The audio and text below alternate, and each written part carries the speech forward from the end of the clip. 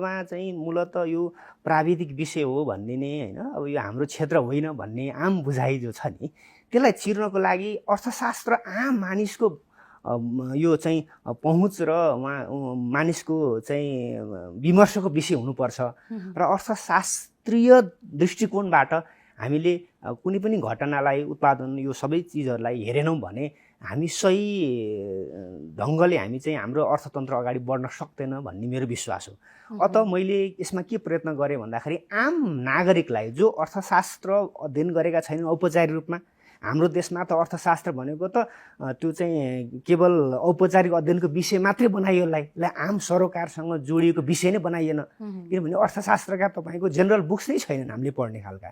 त्यसकारणले त्यो आम अर्थशास्त्र र आर्थिक रूपमा लिटरेट नगराएसम्म हाम्रो इकोनोमी पनि त्यो सही ट्र्याकमा जान सक्दैन, किनभने हाम्रो अर्थतन्त्रले उत्पादनशील चरित्र नै ग्रहण गर्न सकेको छैन भन्ने मेरो ठम्याइ हो।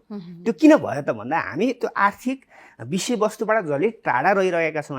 हाम्रो विगतको राजनीतिक इतिहास हेर्ने हो भने पनि व्यवस्था परिवर्तनका राजनीतिक कुरा बाहेक हामीले जनताको अवस्था परिवर्तनका नारा त हामीले लगायौँ, तर जनताको अवस्था भनेको त आर्थिक विषयसँग जोडिन्छ नि त, उत्पादनसँग जोडिन्छ नि त, रोजगारीसँग जोडिन्छ नि त, हैन, आम्दानीसँग जोडिन्छ नि त।